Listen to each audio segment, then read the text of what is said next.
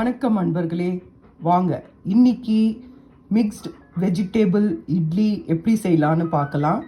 அதுக்கு நான் 2 கேரட் எடுத்திருக்கேன். 2 கேரட்னா நீங்கள் ஒரு கேரட்டில் பாதி எடுத்துக்கோங்க. 2 க்ரீன் சில்லி, கொஞ்சம் 1/4 கேப்சிகம், இந்த அளவுக்கு கோஸ், ஒரு ஸ்லைஸ்ட் பீட்ரூட் எடுத்திருக்கேன். இதை நாம் நல்லா ஷ்ரெட் பண்ணிக்கலாம். பச்சை மிளகாவை நறுக்கி எடுத்துக்கலாம். வாங்க பார்க்கலாம். பாருங்க, இப்போ நான் இந்த வெஜிடபிள்ஸ் எல்லாம் நல்லா ஷ்ரெட் பண்ணிட்டு வந்துட்டேன். குடமிளகாவை நறுக்கிட்டேன், கோஸையும் நறுக்கிட்டேன். ஏன்னா அதையும் கோஸை ஷ்ரெட் பண்ணால் நல்லா நீளமாக இருக்கும், அதனால் அதை கையில் நறுக்கிட்டேன். பச்சை மிளகாவையும் பொடியாக நறுக்கிட்டேன். இப்போ நான் இந்த கலவையை இந்த மாவில் கொட்டிக்கிறேன். நான் இட்லி மாவு எடுத்திருக்கேன். நான் ஒரு 6 இட்லி வர அளவுக்கு தான் மாவு எடுத்திருக்கேன். அதுக்கு நான் இந்த வெஜிடபிள்ஸை போடுறேன். இந்த இட்லி மாவில் கடுகு, உளுத்தம் பருப்பு, கடலைப்பருப்பு தாளித்து கொட்டிக்கோங்க.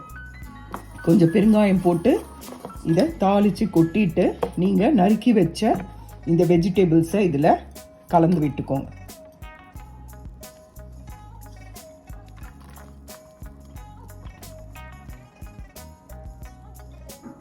கலந்து விட்டு நல்லா கலக்கிக்கோங்க. உங்களுக்கு தேவைன்னா கொஞ்சம் உப்பு சேர்த்துக்கோங்க. ஏன்னா இது வெஜிடபிள்ஸில் கொஞ்சம் இட்லி மாவில் நம்ம ஆல்ரெடி உப்பு சேர்த்துருப்போம்.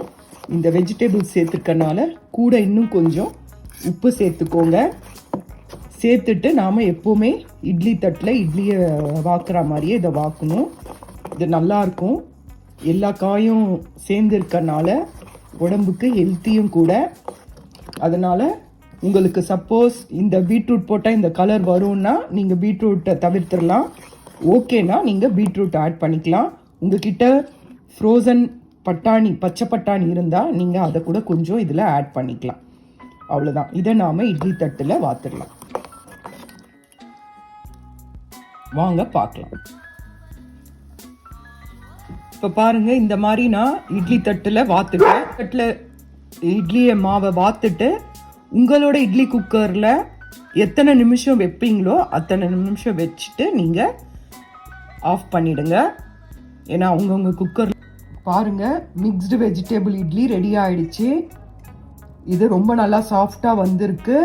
இந்த வெஜிடபிள்ஸ் சாப்பிடும் போது நல்லா க்ரன்ச்சியாக இருக்குது உள்ளே இருக்க வெஜிடபிள்ஸ். இது கண்டிப்பாக செஞ்சு பாருங்கள். இது நல்லா இருக்கு. இது பாருங்கள் எவ்வளோ சாஃப்டாக இருக்குது பாருங்கள். ரொம்ப நல்லா இருக்குங்க. சாப்பிட்றதுக்கும் நல்லா டேஸ்ட்டாக இருக்குது. நீங்கள் யோசிக்கவே வேண்டாம், டேஸ்ட் நல்லா இருக்குமா என்னன்னு சொல்லிட்டு. ரொம்ப நல்லா இருக்கு, சூப்பராக இருக்குங்க. இது செஞ்சு பாருங்கள். உங்களுக்கு பிடிச்சிருந்தா லைக் பண்ணுங்கள்.